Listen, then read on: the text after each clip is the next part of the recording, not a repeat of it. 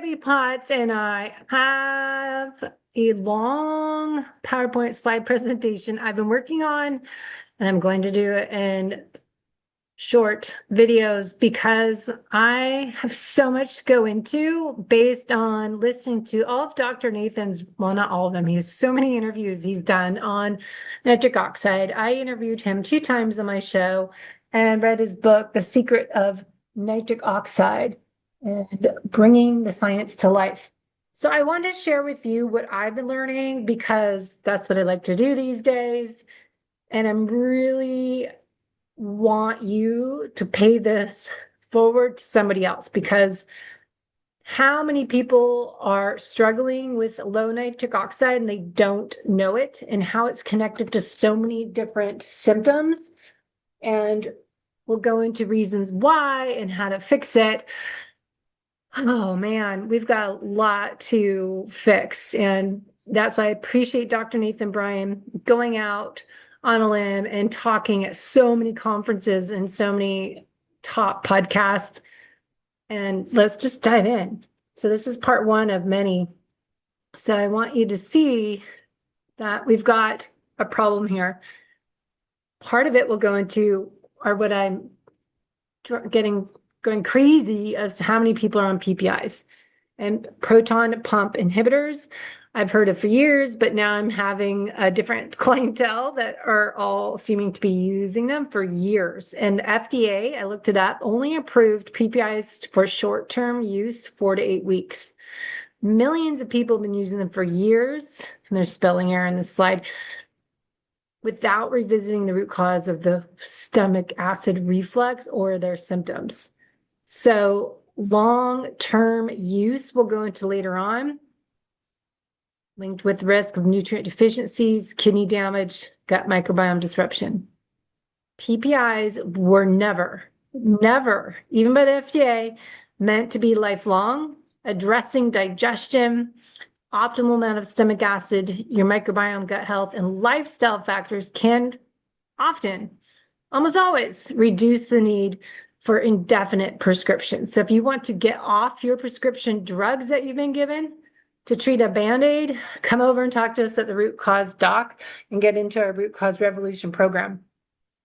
What is nitric oxide? It is a small signaling molecule that your body makes naturally, but it has an outsized role in health, performance, and aging. Nitric oxide, I've heard for years, mainly from the amino acid L-arginine. So as athletes, we always were told to take L-arginine in our pre-workouts. L-arginine via nitric oxide synthase enzymes, and from nitrates and nitrites we'll talk about, from beets and leafy greens, through the nitrate to nitric oxide pathway we'll talk about. So they're produced via this L-arginine and the NOS enzyme we'll talk about, and then how this doesn't usually happen, the nitrate to nitric oxide pathway, if you're on mouthwash, if you use fluoride toothpaste, if you have fluoride in your water, and if you're on PPIs or low stomach acid. So the history of nitric oxide, based on interviews I listened to of Dr. Nathan, it's a short-lived signaling gas molecule. Half-life is only seconds. It's produced in the endothelia, neuronal, and immune cells. It functions as a master regulator of circulation, oxygen delivery, mitochondria function. And I looked up this Nobel Prize winner in 1998 of endothelium-derived relaxing factor, EDRF, was discovered in 1998, and then thinking of nitric oxide as your body's vascular thermostat, balancing the flow, pressure, and oxygenation. So we'll go into the many roles you might hear of nitric oxide for erectile dysfunction, ED, as nitric oxide for men and women does increase blood flow to your erectile tissues for men and women. It supports circulation, dilating blood vessels, lowering blood pressure for all those on blood pressure medication, And we'll talk about the N101 nitric oxide lozenge that I gave my mom. Her blood pressure was 144. She came back and tested her blood pressure, and it got down to 120 by just a second on that lozenge, and we retested in an hour. Enhancing your oxygen delivery is important. Regulating inflammation, promoting mitochondria function, and neurotransmission. So we'll go into all this, just summarizing what I keep hearing about. So the role of nitric oxide, we'll go over a few different ways. Vascular function, metabolic function is a really important part of the glucose uptake. That nitric oxide is involved glucose, and it stimulates GLUT4 translocation and improves insulin sensitivity. Neurological, it acts as a neuromodulator in the brain and the vagus nerve we talk about all the time. Immune function, antimicrobial and anti-inflammatory function. Nitric oxide is produced in the macrophages via the eNOS pathway, INOS pathway, and in mitochondria, we know create energy, ATP. So nitric oxide is helping regulate oxygen delivery and electron transport efficiency. So how is it made? Well, Dr. Nathan talks about the two different pathways. We've got the NO pathway via L-arginine, and that's using nitric oxide synthase. So we talk about eNOS, the enzyme nitric oxide synthase. And that requires L-arginine. It requires oxygen. And what he talks about, this tetrahydrobioperotin, basically easier to say BH4, and NADPH. Now, creating nitric oxide through this enzyme, this pathway, occurs in a healthy endothelium. And it creates fast-acting vasodilation. Remember, constriction, smaller, dilate, bigger. But it's impaired by oxidative stress, insulin resistance, and inflammation. The other pathway you can make nitric oxide is by nitrates from food, converts to nitrites in your oral microbiome if you have the right bacteria. And then nitrates are converted to nitric oxide in the stomach.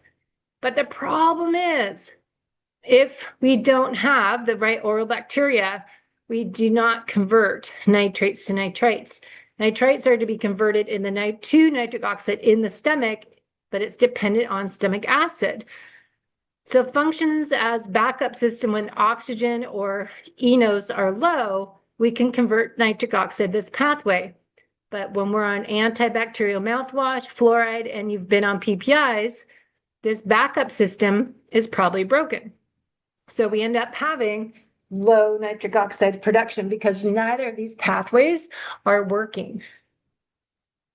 So functional medicine view, nitric oxide loss, a symptom of upstream function. We are always looking at the root cause and root cause medicine and looking upstream. So I look at, all right, endothelia dysfunction. How does nitric oxide impair that function? We've got the oral microbiome disruption. We talk about mouthwash, fluoride, antibiotics. They kill the nitrates, reducing bacteria in that mouth. So don't use antibiotics, fluoride, mouthwash. Then my other major pet peeve right now is along with these cholesterol lowering drugs, statins, low stomach acid from PPIs, aging and stress, blocks this conversion to nitric oxide. Then we have insulin resistance. How many people have insulin above 5? I want it 1 to 5. High insulin reduces your eNOS activity, increased oxidative stress. Chronic inflammation upregulates eNOS, the immune nitric oxide synthase, and excessive nitric oxide free radicals. And then we get more damage. Sedentary lifestyle, lack of breathing, lack of shear stress. We have more endothelia stiffness, low nitric oxide synthesis if we're not getting the heart rate up. Aging, loss of endothelial stem cells and mitochondrial dysfunction also reduces nitric oxide bioavailability. So it's this vicious cycle because we have this chronic inflammation, increases reactive oxygen species, which is oxidative stress. We have this BH4 that gets oxidized, and this gets a little too much for me as well, but enos gets uncoupled. So that's making the nitric oxide, instead of producing nitric oxide, it produces superoxide. And so we have nitric oxide and superoxide. Very confusing, makes vascular mitochondria damage. And then the endothelium stiffens, leading to vasoconstriction, hypertension, and poor perfusion, leading us to low oxygen and low nutrients, creating mitochondria shutdown, cell danger response. So this is a molecular root of hypertension, erectile dysfunction, neuropathy, and cognitive decline. So nitric oxide, insulin resistance mitochondria, I'll go into deeper later, but just for our intro video today, nitric oxide is NO, doesn't mean no. Nitric oxide activates AMPK and GLUT4 translocation. This allows glucose to get into the muscle cells. If we have low nitric oxide, poor nutrient delivery, mitochondria dysfunction as a result, and we have less energy produced. Mitochondria are more stressed, they're under oxidative stress, and so that will reduce the enzyme nitric oxide synthase function and create even less nitric oxide. So this is creating this metabolic inflexibility loop, fatigue, weight fog, and weight gain. So I was looking up Dr. Ben Bickman and Dr. Nathan Bryan, and they both say that chronic hyperinsulinemia equals no deficiency state, so nitric oxide deficiency. Clinical signs of nitric oxide: cold extremities, edema, varicose veins, hypertension, atherosclerosis, rectal dysfunction, low libido, neuropathy, poor wound healing, fatigue, low exercise tolerance, insulin resistance, diabetes, cognitive decline, migraines, poor skin tone, premature aging. These are not separate problems. They're manifestations of the same nitric oxide deficient physiology. So how to restore nitric oxide, looking from a more root cause medicine approach. Let's start with the north, oral microbiome. Easy. Stop using antibacterial mouthwash and fluoride toothpaste. That's allowing nitrate reducing bacteria to thrive. Repair your digestive system, restore stomach acid. If you're on PPIs, we need to properly taper off of them. It takes a long time. Betaine, HCl, apple cider vinegar, stress reduction, all important so we can help convert nitrite to nitric oxide in the stomach organ. Diet, eat nitrate-rich foods, provide the raw materials. Exercise, get resistance and HIIT training and some zone 2 training to induce shear stress to activate enos.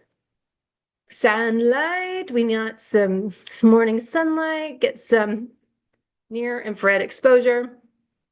Red light therapy, sauna, that UVA sunlight helps with photosynthesis of nitrate stores in the skin and help release nitric oxide. Supplements, as I love using the N101 lozenge, you can use my discount code to save at N101 that Dr. Nathan created, and CoQ10 polyphenols. Nitric oxide donors, taking the lozenge. I don't think the citrulline works. He said that's the end result, a byproduct of making nitric oxide, so I would say that's wrong on this slide. Mitochondria, red light therapy, BCATP or some type of mitochondria, that's from Cellcore. Some mitochondria support you can find on my full script account. And grounding. I walked on the beach in the ocean water, humming, singing, holding hands with my husband, Friday, Saturday, and Sunday. I got stacking my habits there, doing my nasal breathing, humming, salt water, grounding, all of it. It's amazing. So remember to work on the whole you. Now, these are the lozenges I'm taking morning and night. This helps bioactive nitrite donors that bypass dysfunctional enos, converts directly on into nitric oxide upon contact with saliva. So you don't chew it, you just let it dissolve. And it restores flow-mediated dilation within minutes and shown to improve blood pressure, mitochondria efficiency, and exercise capacity, and works even with PPI users or older adults that have impaired endogenous production. So it actually helps restore both nitric oxide signaling and downstream pathways measurable in 90 seconds. As I said, I use this on my mom. It helps when you can test blood pressure and see that you're improving it, the difference versus just, oh, I feel better. But blood pressure is a good way to test it if you have high blood pressure.